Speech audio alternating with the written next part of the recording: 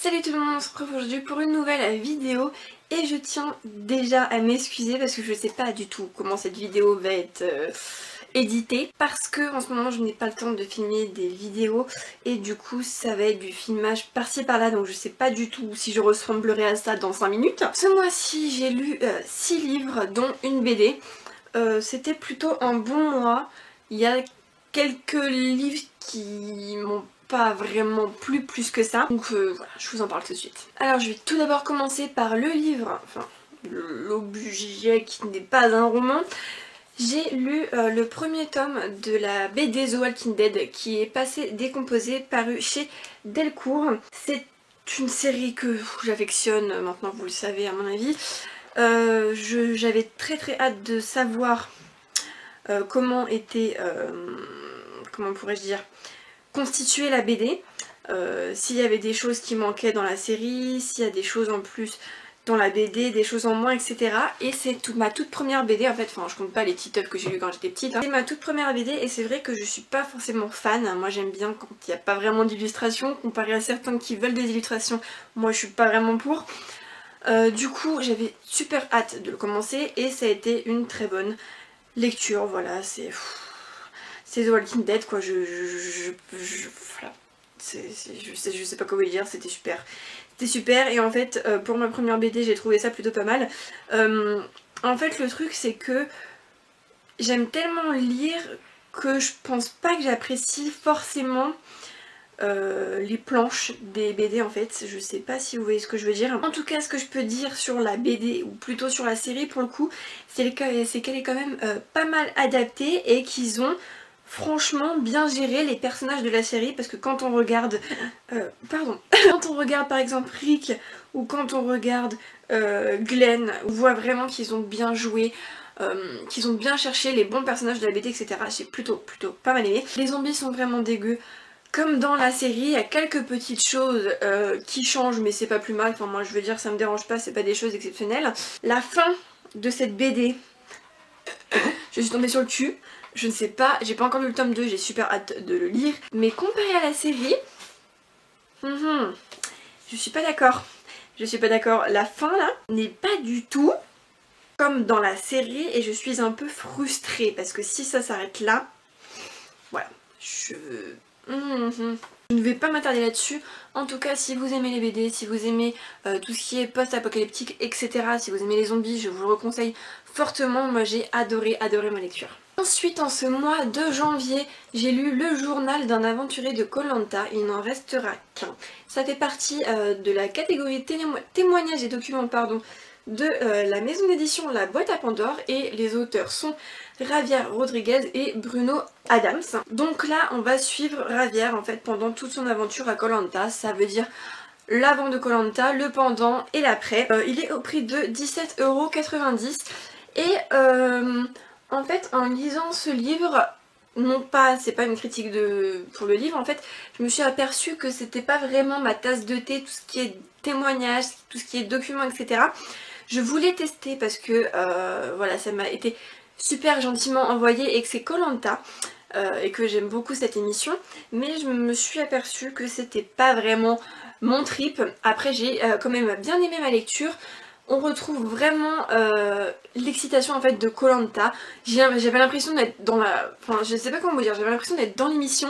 J'avais l'impression d'entendre la petite voix de Denise Brognard quoi, qui nous dit, enfin qui parlait dans ma tête. C'était vraiment super drôle, je vous le reconseille si vous aimez tout ce qui est aventure. Il a pris des choses qu'on ne sait pas forcément à la télé, par exemple un truc tout con, hein, par exemple la boîte à pharmacie de koh Lanta. Je ne vous dis pas ce qu'il y a dedans parce que franchement je suis tombée sur le cul quoi, genre vous avez vraiment besoin de ça, enfin quand j'ai lu ça j'ai fait ah bon bah d'accord, pourquoi pas, j'ai envie de vous dire, si plus c'est affinité, enfin je ne dirai rien du tout. En tout cas je vous le conseille si vous avez aimé l'émission koh Lanta, ça peut être tout à fait votre genre. Ensuite toujours dans la maison d'édition La Boîte à Pandore, cette fois-ci ça sera dans la catégorie histoire. J'ai lu les plus belles histoires vraies de Noël de Marc G, je sais toujours pas comment ça se prononce. Là en fait c'est un petit recueil d'histoires de Noël ou du moins d'hiver, etc. On retrouve par exemple des histoires de famille comme un fils qui veut chercher son père. On retrouve des histoires de sauvetage d'une dame qui a été ensevelie par exemple par la tempête et que son chien est venu sauver 4 jours plus tard. On retrouve plein de petites histoires comme ça de Noël, des histoires vraies. Et en fait ce qui est bien dans ce livre, c'est qu'il y a des grandes histoires, c'est qu'il y a des petites histoires et que si on n'est pas forcément plongé dans une histoire et qu'on l'aime pas forcément, on peut tout de suite passer à autre chose. On a par exemple des toutes petites histoires comme ça qui font quelques lignes, mais on a des histoires de plusieurs pages.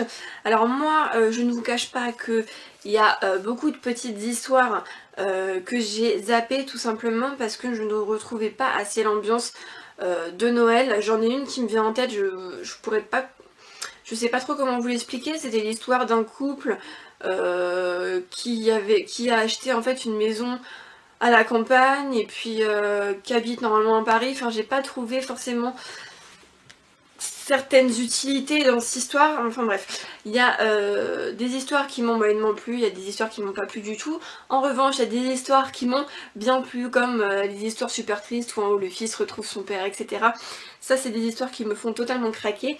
En tout cas, si vous souhaitez acheter ce joli petit livre, il est au prix de 16,90 €. La couverture est super mignonne et ça va du coup dans le thème de Noël. Et je remercie encore une fois la maison d'édition La Boîte à Pandore pour m'avoir envoyé du coup les 2 ouvrages dont je viens de vous parler. Alors ensuite j'ai fini de lire un livre au mois de janvier, mais je vous en ai parlé au mois de décembre pour que le concours arrive plus vite. Il s'agit du dernier Le Brûleur d'étoiles de Sophie Valpigel que j'ai beaucoup aimé. Du coup je vous laisse aller voir mon bilan du mois de décembre en barre d'infos. Et voilà, si ça vous intéresse, c'était un super livre et le concours arrive très bientôt, donc voilà, soyez à la page. Ensuite, j'ai lu le 2e tome de La danse hésitante des flocons de neige, qui est l'esquisse clarté d'un rayon de lune de Sarah Morgan. Et comme vous voyez, je l'ai abîmé, mais grave, je me souviens plus comment je l'ai abîmé, il me semble que c'était à cause de mon chat. Je sais pas si vous voyez comment il est plié là, enfin bref, je suis prêt à dégoûter. Enfin, bref. Là c'est l'histoire d'Elise qui est une chef de cuisine à Snow Crystal en fait. Et son but à elle dans ce roman, ça va être de rénover une grange en café. Dans cette histoire on va reparler de son ex qui est un des frères O'Neill, qui est chirurgien orthopédiste si je me trompe pas, qui s'appelle Shane. Donc le mec super sexy, etc. Ils avaient déjà eu une aventure tous les deux, mais n'en avaient en fait jamais reparlé. Ce livre était carrément super, un peu moins bien que le premier, parce que le premier ça avait été un suprême coup de cœur pour moi. Ce livre là était quand même pas mal, on se retrouve vraiment encore dans cette ambiance de Noël, dans cette ambiance de station de ski qui me donne trop envie d'aller à la neige, d'aller à la montagne. Je vous jure, ces livres, ils me font tellement voyager, on retrouve tellement cette ambiance d'hiver, cette ambiance de Noël, etc. Voilà, je l'aime d'amour. La couverture est superbement jolie avec ses petits reflets comme ça argentés. Je ne peux que vous le recommander. Il est paru chez la maison d'édition Harlequin au prix de 12,90 € et voilà, je peux que vous le conseiller. C'était un super livre, moins bien que le premier tome, comme je vous l'ai dit, mais ça se lit hyper rapidement. J'ai dû le lire, je sais pas, en 2-3 jours. Et voilà, je peux que vous le reconseiller. Il va falloir que j'apprenne quand même à faire des avis plus structurés parce que oui, c'était super, mieux que le tome 1, c'était pas mal, enfin c'est...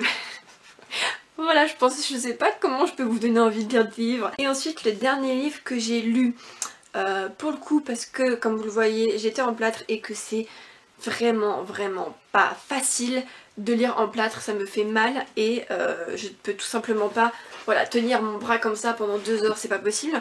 Je me suis lu le premier tome des Étoiles de Noces Aide, qui est Vertige de Sophie Jomand, paru chez France Loisirs.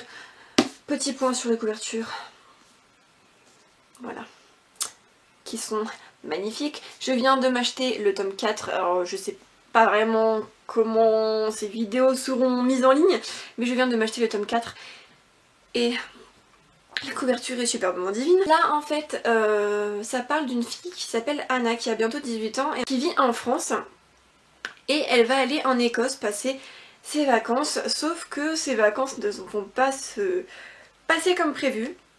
Elle va faire la rencontre d'un jeune homme qui est très mystérieux et qui se révèle être une créature mystique, si je peux dire ça comme ça. Ce jeune homme s'appelle Leith et il est super gentil. C'est je pense le copain qu'on rêve tous d'avoir. Il est super attentionné, super mignon. Je sais pas si je vous l'ai dit mais l'histoire se passe en Écosse. Non, je crois pas vous l'avoir dit. Et franchement c'était super sympa, ça s'est lu super vite. Je vous cache pas que des fois ça manquait d'action et j'avais envie de voilà, d'un peu booster ma lecture parce que c'est pas assez vif pour moi, je sais pas si vous voyez ce que je veux dire. Mais en tout cas je me jetterai voilà, dans pas longtemps sur le tome 2, c'était vraiment super. Il me semble que je l'ai acheté 13,50 ou 14,50, je m'en souviens plus à France Loisirs, 14,50 il me semble. Je ne peux que vous le recommander parce que c'était une lecture très légère qui se lisait super vite comme je vous l'ai dit. Je pense que je suis l'une des dernières à avoir pas lu cette saga parce que voilà, tout le monde en parle que en bien. Le seul truc que je peux reprocher à ce livre à niveau objet livre, c'est que c'est super supra serré et que je lis mon livre comme ça. Et j'avais tellement peur de casser la tranche qu'en fait j'étais comme ça. Voilà, je peux pas l'ouvrir plus parce que sinon j'ai peur de casser la tranche. Donc voilà, je vous recommande ce livre, il était super génial. Voilà, ce sera tout pour cette vidéo. J'espère qu'elle vous aura plu.